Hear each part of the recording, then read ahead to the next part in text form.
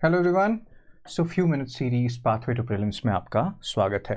आज ना जैसे एक ईजीएस्ट सीरीज़ हम बना रहे हैं और मैंने बनाया है, और उसमें ना आई थिंक काफ़ी आप लोगों के जो रिएक्शंस देखे हैं रादर कमेंट सेक्शंस में बहुत इनकरेजिंग है। तो अगेन मैं एक टॉपिक ढूंढ रहा था जो मेरे को लग रहा था कि टफ है, मतलब अगेन मैं नहीं पढ़ना चाहूँगा पर्सनली, और मेरे को बहुत डिफ़िकल्टी हुई थी, आपको भी हुई है, ऐसा हमने स्टूडेंट से सुना है। लेटर मुगल्स, इनके बारे में हम बात कर रहे हैं, टाइम वेस्ट नहीं करते हैं। औरंगज़ेब के बाद जो 15 या 14 राजा आए उनको कैसे याद रखना है, इसमें ना काफ़ी डिफ़िकल्टी होती है काफ़ी लोगों को। कैसे याद रखें सर, मतलब तरीका क्या है, रट्टा नहीं मार पा रहे हैं हम, बहुत अलग अलग तरीके के मतलब होता है ना क्वेश्चंस आए हैं, क्वेरीज आए हैं। तो समझते हैं, जैसे मान लीजिए कि अब ना इसमें एक और डाउट है, एक और डाइकोटॉमी है कि टोटल कितने मुगल रूलर्स हैं। ठीक है ना, टोटल मुगल रूलर्स 21 है, बहुत सोर्सेस कहेंगे 20 हैं। तो ये जो डाइकोटॉमी है कि ये क्या है, 20 है या 21, वो हम डिस्कस करेंगे।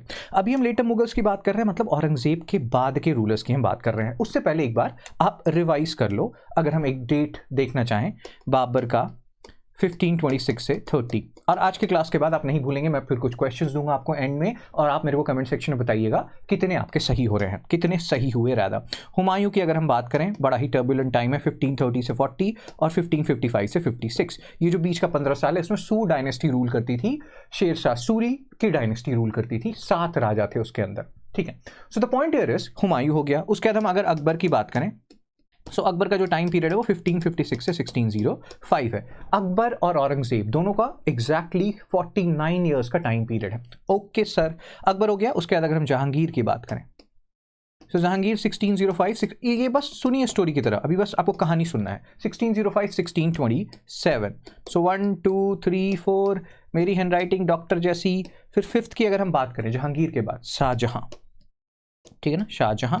सो 1627 से 58, कुछ लोग कहते हैं कि 1628 से 58, चलिए सर जो भी, whatever floats their boat. तो ये हो गए 5 राजा, और छठे जो राजा हैं आपके वो कहलाएंगे औरंगजेब, 1658 से 1707। ये तो फैक्चुअल इंफॉर्मेशन है, इसमें ऐसा कुछ भी नहीं है, तो होता है ना, ये आराम से आपको याद हो जाएगा। But the point here is कि इसके बाद डिफिकल्टी आती है और आज के बाद नहीं आएगी।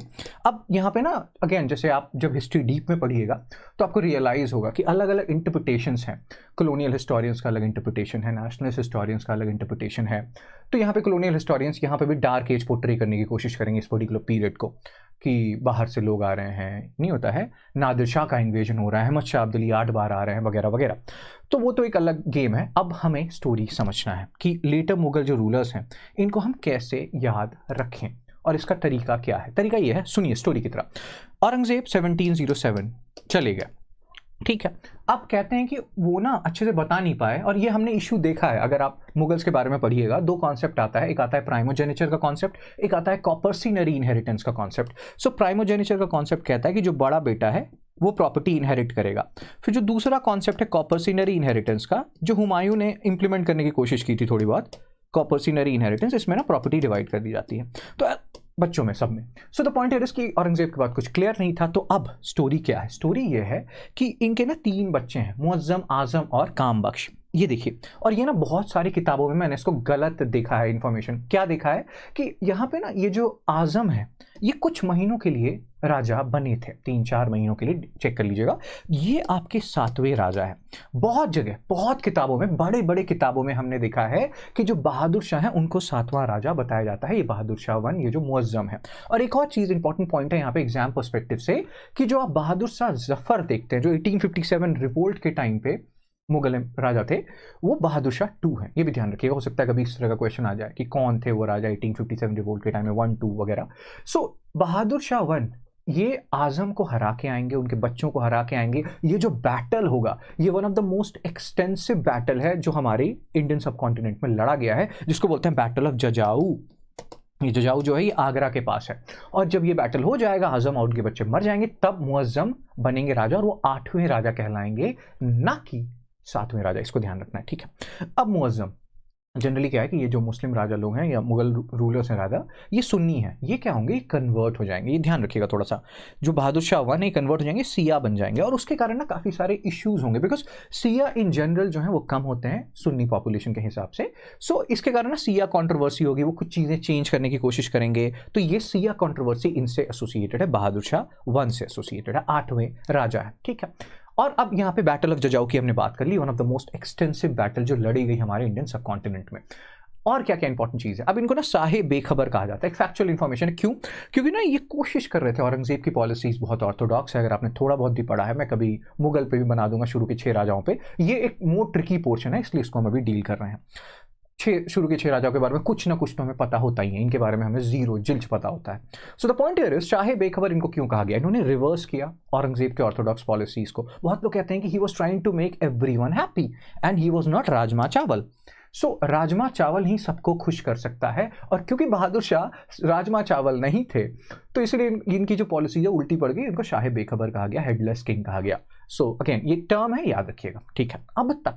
अब तक आपको ना राजा कंट्रोल में दिख रहे हैं, अभी तक आपको नोबल्स बहुत ज्यादा एक्टिव नहीं दिखेंगे। अब आपको पहला पपेट रूलर दिखेगा मुगल पीरियड में। ऐसे बोलते नहीं है किसी को, बड़े हैं हमसे, रिस्पेक्ट कीजिए। अब इस पे भी कमेंट सेक्शन में आ जाएगा, oh my God sir respect, anti Hindu हैं, ऐसी चीजें मत लिखा कीजिए, बस सुनिए, स्टोरी की तरह सुनिए और ये सब बातों से दूर रहा कीजिए। पहले पपेट रूलर जो है मुगल पीरियड के, उनको बोलते हैं जहांदर शाह, और ये याद रखिए 1 साल का इनका पीरियड है। और अब यहाँ से ये बोला जा रहा है कि बहादुर शाह के बाद से अब जो रूलर्स होंगे वो ना डायरेक्ट, मतलब अब यहाँ पे नोबल्स जो है डायरेक्ट पार्टिसिपेशन करेंगे। ये जो 9वें राजा हैं, ये पहले पपेट रूलर हैं जहांदर शाह, इनको बनाया राजा जुल्फिकार खान ने, एक बहुत ही पावरफुल नोबल थे, ठीक है। तो अब वही चीज़ चल रही है, जहांदर शाह 1 साल के लिए राजा हैं और ये भी लिबरल पॉलिसीज अडॉप्ट करने की कोशिश कर रहे हैं। इनसे ज़्यादा जुल्फिकार खान एक्टिव हैं। जुल्फिकार खान जो हैं बहुत सारी चीज़ें करेंगे, इसमें ना एक कॉन्ट्रोवर्शियल चीज़ ये क्या करेंगे, एक इजारेदारी सिस्टम या इजारा सिस्टम लेके आएंगे। उसमें क्या है कि ना जो मिडिल मैन है उनको बोलेंगे कि आप ना मेरे को फिक्स्ड इतना रेवेन्यू दो, बाकी आप पीजेंट से जितना कलेक्ट करना है करो। और ये बहुत ही कंट्रोवर्शियल टॉपिक हो गया था, बहुत लोगों ने कहा कि ये एक्सप्लॉइटेशन है। तो ये थोड़ा सा ध्यान रखिएगा, टोडरमल का जो लैंड रेवेन्यू सिस्टम था जुल्फिकार खान छोड़ देंगे, ये इजारा सिस्टम लेके आएंगे, जिसमें कि वो बोलेंगे मिडिल मैन को आपको जितना, इतना फिक्स मेरे को देना है 100 रुपए, आपको जितना कलेक्ट करना है फार्मर से वो आप जानो, वो आपका काम है, आई am not bothered with that. तो ये एक पॉइंट है, ठीक है। फाइनेंसेस इंप्रूव करना चाहते थे। अब क्या स्टोरी चल रही है, जुल्फिकार खान कह रहा हूँ, जहांदर शाह, उनके ना एक ब्रदर हैं, कजन है, चेक कर लीजिएगा, उनका नाम है फर्रुखसियार। अब द पॉइंट इज कि फर्रुखसियार भी राजा बनना चाहते हैं और उनको ना हेल्प कर रहे हैं सैयद ब्रदर्स, जिनके बारे में हम बातें करेंगे। 2 ब्रदर्स हैं जो हेल्प करेंगे जो आपके फर्रुखसियार है, 10वें राजा जो बनेंगे, उनको राजा बनने में। द पॉइंट हियर इज, अब ना ये फर्रुखसियार ढूंढ रहे हैं जहांदर शाह को, और जहांदर शाह जाके छिप जाते हैं जुल्फिकार खान के घर में। अब क्या है, जुल्फिकार खान को ये लग रहा है कि अब जनरली ट्रस्ट करते हैं जुल्फिकार खान के घर पे, तब मतलब उनको ट्रस्ट करते हैं तभी तो उनके घर में जाके छिपे हैं राजा। बट जुल्फिकार खान इनको ले जाके फर्रुखसियार के पास समेत इनको भेंट दे देते हैं कि ये लीजिए गिफ्ट। उनको ये लग रहा था कि इस सिनेरियो में फर्रुखसियार नहीं मारेंगे जुल्फिकार खान को। अगेन बोल रहा हूँ, स्टोरी की तरह सुनिए, क्वेश्चंस लास्ट में दूंगा, आप लोग सारे मैक्सिमम क्वेश्चंस कीजिएगा। सो द पॉइंट हियर इज, इनको लग रहा था कि बच जाएंगे, ये कुछ नहीं करेंगे फर्रुखसियार जुल्फिकार खान के अगेंस्ट। फर्रुखसियार क्या करते हैं, जहांदर शाह को भी मारते हैं और जुल्फिकार खान को भी मार देते हैं, उनकी ट्रेचरी काम नहीं आती है। अब अपने नेफ्यू को, मतलब होता है ना, he was defeated by his Neiphiu, भाई कजन नहीं थे, भतीजे थे फर्रुखसियार जहांदर शाह के, ठीक है ना। सो द पॉइंट हियर इज, ये 10वें राजा हैं। स्टोरी की तरह सुनिए, याद हो जाएगा आपको। 1713 से 1719। आपको ये पता है कि फर्रुखसियार जनरली अगर हम किताबों में भी पढ़ते हैं इनके बारे में, तो ये मैक्सिमम किस चीज के लिए नोन है, ये मैक्सिमम नोन है अपने जो इन्होंने फरमान दिया था, रॉयल फरमान, जो दस्तक सिस्टम, पास सिस्टम इंट्रोड्यूस करने, मतलब अलाउ किया था जो EIC वाले हैं उनको, कि आप ना ड्यूटी फ्री ट्रेड कर सकते हो, फोर्टिफिकेशन कर सकते हो, कॉइन्स भी इशू कर सकते हो, लेकिन प्राइवेट ट्रेड के लिए आप ये सब चीज़ें नहीं करोगे, पब्लिक ट्रेड के लिए करो। अब द क्वेश्चन हियर इज कि इन्होंने ये फरमान क्यों दिया था, 1717 का फरमान, जो कि बाद में ना एक बहुत बड़ा इशू बन गया था नवाब ऑफ बंगाल्स के लिए। मुर्शिद कुली खान, अलीवर्दी खान, सिराजुद्दौला सब परेशान थे बाद में, और मीर जाफर, मीर कासिम सब परेशान थे इस फरमान से। पॉइंट हियर इज, इसका आंसर ये है, अभी हम सैयद ब्रदर्स की भी बात करेंगे, इन्होंने बनाया फर्रुखसियार को, और दोनों लड़ेंगे, क्योंकि द पॉइंट हियर इज कि अगर सैयद ब्रदर्स ने बनाया है तो कंट्रोल करना चाहेंगे, और कंट्रोलिंग पीपल किसी को भी पसंद नहीं आते हैं, and Farrukhsiyar is also no exception to that. तो ये चीज़ थोड़ा सा ध्यान रखिएगा। अब यहाँ पे स्टोरी चल रही है कि क्यों फरमान दिया। फरमान इसीलिए दिया, कहते हैं कि फारूक सियार शायद बीमार पड़ गए थे और किसी EIC के ऑफिशियल डॉक्टर ने उनको ठीक कर दिया। तो उन्होंने बोला कि 3,000 रुपये आप हमें महीना दो, और आप मतलब महीना कह रहा हूँ, सालाना आप हमें 3,000 रुपये दो, बाकी आप ट्रेड करो, कोई इशू मत लो। जो बाद में आगे आके बहुत बड़ा एक होता है ना टॉपिक बनेगा, वो हम डिस्कस करेंगे। अब फारूक सियार के रेन में बंदा सिंह बहादुर, जिनको कि सिख चीफ बनाया था लास्ट गुरु गोविंद सिंह ने, उनको कैप्चर कर लिया जाता है, एग्जीक्यूट कर लिया जाता है। कभी कभी ना डायरेक्ट क्वेश्चन बनते हैं कि किसके पीरियड में फारूक सियार को एग्जीक्यूट, मतलब जो आपके बंदा सिंह बहादुर हैं रादर उनको एग्जीक्यूट किया गया। तो ये पॉइंट थोड़ा सा ध्यान रखिएगा, फरमान वाली बात मत भूलिएगा। अब एक बहुत इंटरेस्टिंग बात मैं आपको बताता हूँ। देखिए, फारूक सियार वो लास्ट मुगल राजा है जिनसे कि एक राजपूत प्रिंसेस की शादी हुई, और उस राजपूत प्रिंसेस का नाम था इंदिरा कंवर, जो कि मारवाड़ किंगडम से थी। इनके ना बहुत दुश्मन थे। आप जब फारूक सियार की स्टोरी पढ़ोगे आपको रियलाइज होगा, oh my God, he made a lot of enemies. So Marwar kingdom को ना अपनी बेटी भेजनी पड़ी इनके पास युद्ध के कारण। तो इंदिरा कंवर गई, उनकी शादी हुई, और अजीत सिंह शायद मारवाड़ किंग थे उस टाइम, उनको ये पसंद नहीं आया। इंदिरा कंवर, जब ये फारूक सियार मर जाते हैं 1719 में, वो कहते हैं कि उनको मरवाने में जो मारवाड़ किंग है अजीत सिंह, उन्होंने एक बहुत बड़ा रोल प्ले किया था अलॉन्ग विथ सैयद ब्रदर्स। और उसमें और भी मराठा जो हैं पेशवा जो है, पहले जो पेशवा हैं, उनका भी बहुत बड़ा रोल है। तो that we will talk about later on, मैं मराठास पे अलग बना दूंगा। तो बहुत सारे दुश्मन थे इनके, उसमें ये भी थी। और इंदिरा कंवर, जब ये होता है फारूक सियार मर जाते हैं 1719 में, इंदिरा कंवर वापस जाती हैं मारवाड़, वापस वो हिंदू धर्म को अपनाती हैं। तो लास्ट राजपूत प्रिंसेस थी जिनकी की शादी हुई मुगल राजा के साथ। तो ये थोड़ा पॉइंट याद रखिएगा, ये एक थोड़ा इंपॉर्टेंट पॉइंट है, ठीक है। फरमान दिया, ये हमने डिस्कशन किया कि आप कस्टम ड्यूटी मत पे करो, ठीक है ना, मस्त। लेकिन इसके कारण नवाब और बंगाल और EIC के बीच में इशू चलता रहेगा, ठीक है।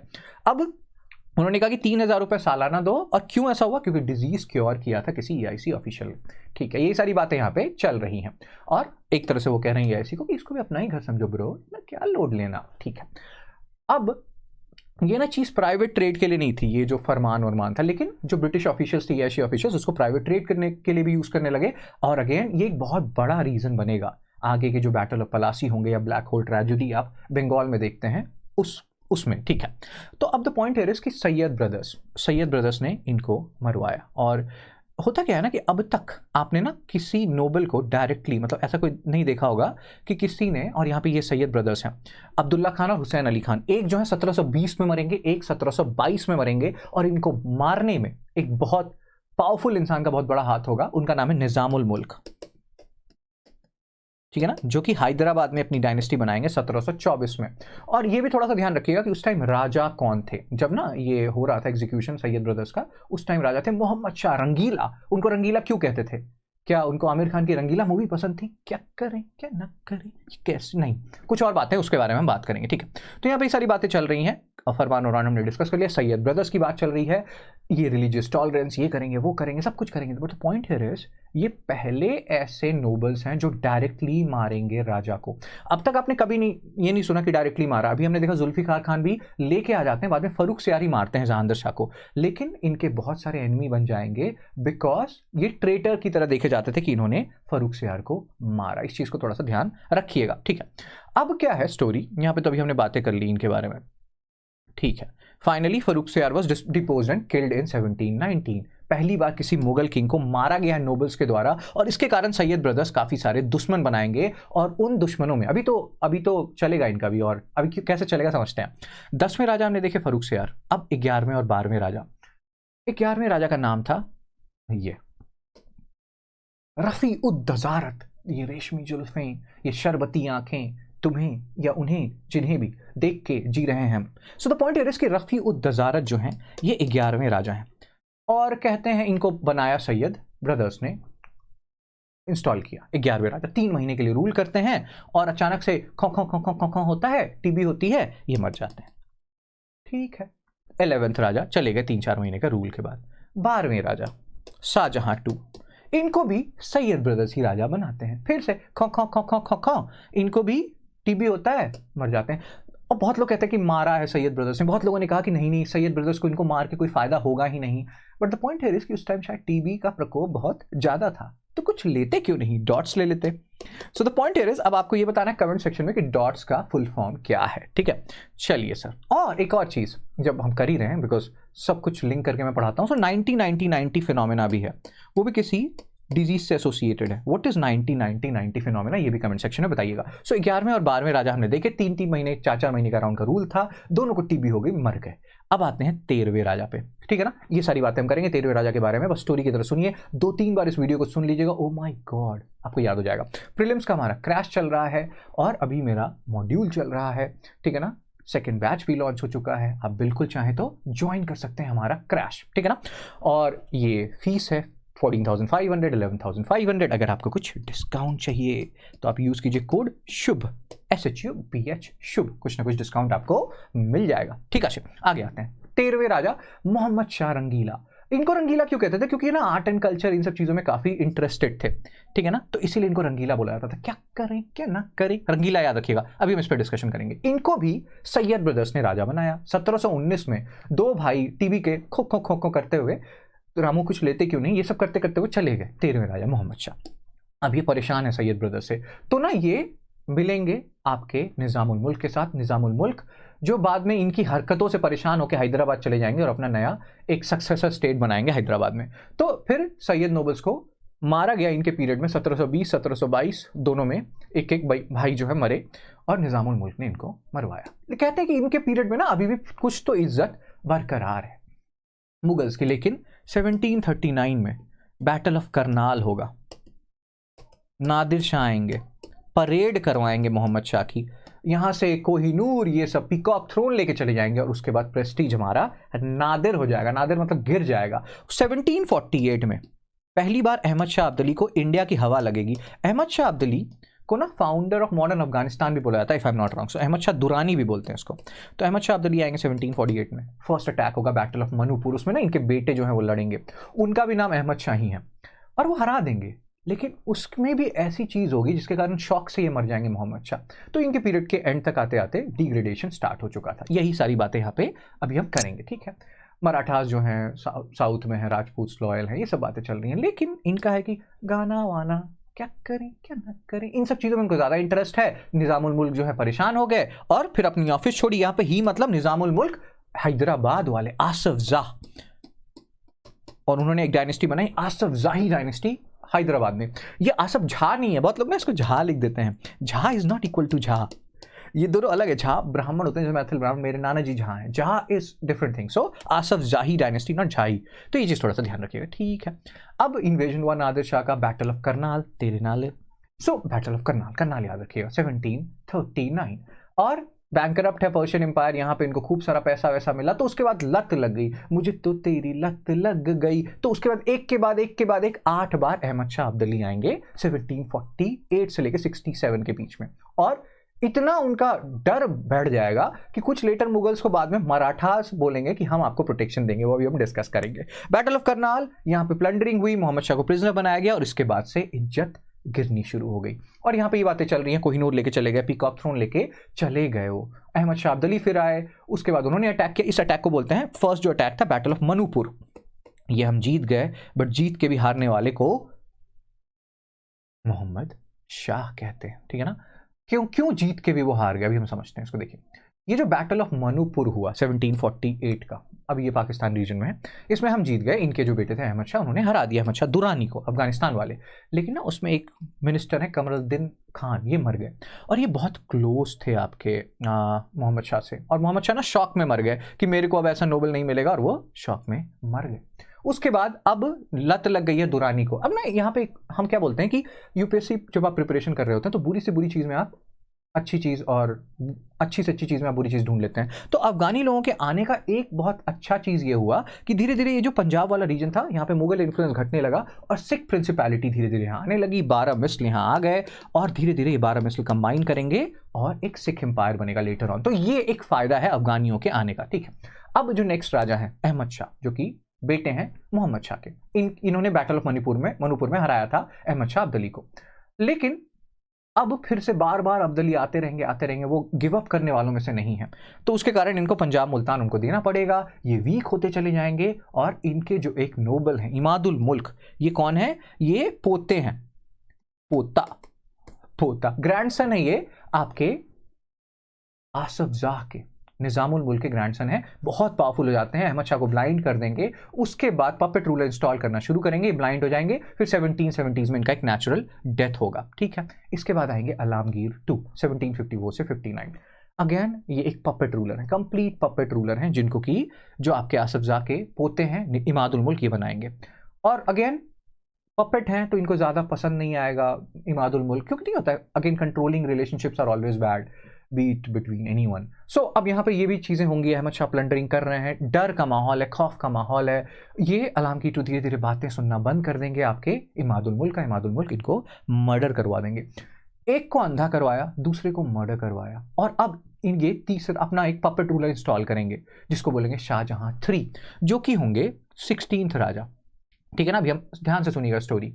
ये इस यहाँ पे एक और important point, 1757 battle of Plassey Alamgir 2 के टाइम में प्लंडरिंग चालू है अहमद शाह अब्दाली की। और इनके डर से तो ऐसा हो जाएगा कि अभी कुछ सालों तक, अभी हम देखेंगे शाह आलम 2 आएंगे, जो कि रहेंगे ही नहीं दिल्ली में, मेरे को दिल्ली में नहीं रहना। ये ऐसा टाइम भी है जब मराठास जो हैं थर्ड बैटल ऑफ पानीपत से पहले काफ़ी स्ट्रांग हैं, और वो प्रोटेक्ट भी कर रहे हैं मुगल्स को। ऐसा क्यों कर रहे हैं मराठास? वो खुद क्यों डायरेक्टली रूल नहीं कर रहे हैं? क्यों करना उनको रूल, जब उन्होंने मतलब होता है ना, ये जो आप देख रहे हैं इमादुल मुल्क की हम बातें कर रहे हैं, आपको क्या लगता है इमादुल मुल्क अकेले काम कर रहे हैं ना? पहले वो मराठास की सुनते थे, बाद में जब मराठास की वो नहीं सुनने लगे और उन्होंने अपना ये जो पपेट रूलर है ये इंस्टॉल किया शाहजहां 3, तो मराठास की प्लॉटिंग हुई, बहुत लोगों की प्लॉटिंग हुई, और इस शाहजहां 3 को हटाया गया और आलमगीर 2 के बेटे को बिठाया गया, जिनका नाम था शाह आलम 2, ठीक है ना। तो ये आपको याद हो जाएगा, अभी बस स्टोरी की तरह सुनिए, आपको सब कुछ समझ में आएगा। अब क्या स्टोरी है?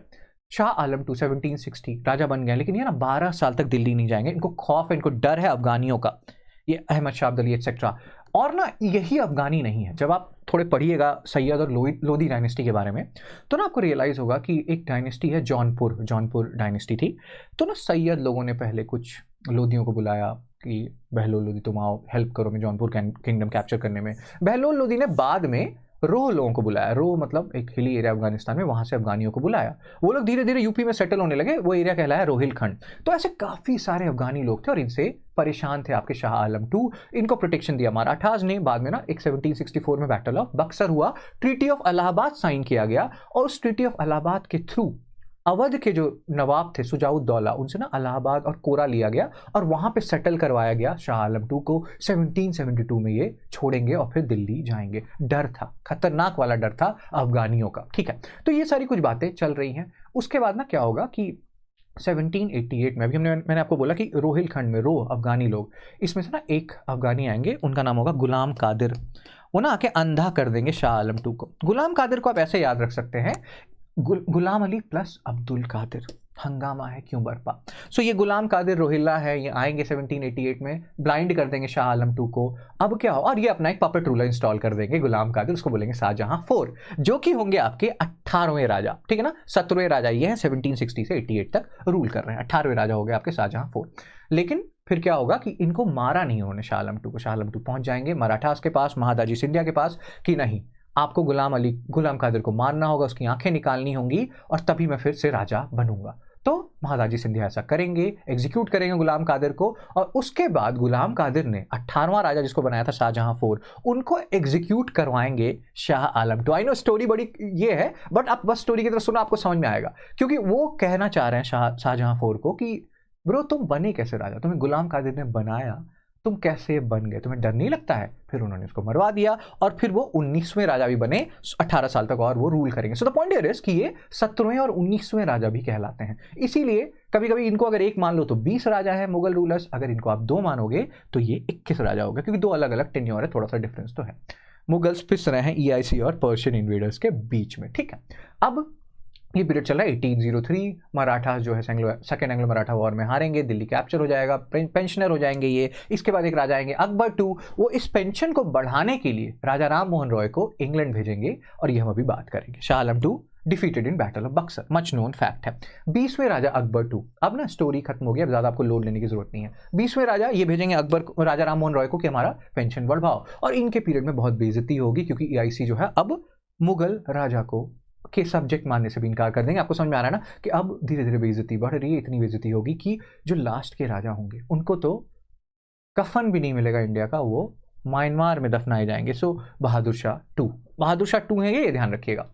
तो भैया इनको क्या लिखा गया है यहाँ पे, कितना है बदनसीब जफर दफन के लिए, 2 गज जमीन भी ना मिली कोई यार में। सो द पॉइंट हियर इज, ये थोड़ा सा ध्यान रखना है, ये 21वें 20वें ये सब ठीक है, इससे पहले जो हमने राजाएं पढ़ी इसको ना मल्टीपल टाइम सुन लीजिएगा स्टोरी की तरह, आपको मैक्सिमम चीजें याद हो जाएंगी। बस स्टोरी की तरह सुनना है, कथा कहानी की तरह, और नोबल्स को याद रखना है। अब इसको ना एक बार सॉल्व कीजिए। बंदा बहादुर वॉज अपॉइंटेड, अभी आपके पास कुछ क्वेश्चन आएंगे, as the military leader of 6 by Guru Tegh बहादुर। अब ना इसमें क्वेश्चन हो जाता है कि सर आपने अभी सारे गुरुओं के बारे में नहीं बताया। आपको ऑप्शन एलिमिनेशन करना है, आपको हमेशा सबको सब कुछ नहीं आएगा। आप यहाँ पे अगर ऑप्शन एलिमिनेट करोगे आपके पास आंसर आ जाएगा। आपको मैंने बताया था कि गुरु तेग बहादुर ने नहीं, गुरु गोबिंद सिंह ने, अगर आप रिवाइंड करोगे तो इसको हटा दो, 1 काट दोगे तो आपके पास आंसर आ जाएगा B 2 and 3। Even if you don't know all these gurus तब भी ये क्वेश्चन आपका सॉल्व हो जाएगा। ये एक पूरी लिस्ट है, इसको एक बार देख लीजिएगा। नेक्स्ट क्वेश्चन पे आते हैं, कौन से मुगल राजा को शाहे बेखबर कहा जाता था? क्या आंसर है आपका? बहादुर शाह 1, ठीक है ना। नेक्स्ट क्वेश्चन MCQ 3, फरमान के बारे में कुछ स्टेटमेंट्स दिए गए हैं। Granted by Mughal ruler Mohammad Shah, permitted the company to fortify certain parts of Calcutta, company was granted the right to issue dastak. Answer क्या है? मोहम्मद शाह नहीं है, ये गलत है। बाकी दोनों स्टेटमेंट सही है, तो 2 स्टेटमेंट यहां सही है। लास्ट क्वेश्चन पे आते हैं, फर्रुखसियार के बारे में ही है, फर्रुखसियार इंपॉर्टेंट है, देख लीजिएगा। Came to the power with the help of Sayyid brothers Abdullah Khan, Hussain Ali Khan. Sayyid brothers dethroned Farrukhsiyar with the help of Peshwa Balaji Vishwanath. Muhammad Shah killed the Sayyid brothers with the help of Nizamul Mulk Asif Jah. तीनों के तीनों statement सही हैं, ठीक है ना, और ये हमने सारे डिस्कस किए हैं। सो द पॉइंट हियर इज, अब आपको ये बताना है कि आपके कितने क्वेश्चन सही हुए, और इसको मल्टीपल टाइम्स रिवाइज कीजिएगा। ये एरिया मैक्सिमम 99% लोगों का पुअर होता है और कोई पढ़ना नहीं चाहता है, तो आप प्लीज इसको पढ़िएगा multiple times and hopefully it help. ठीक है, स्कोर बताइएगा कमेंट सेक्शन में। Take care, be blessed, bye bye.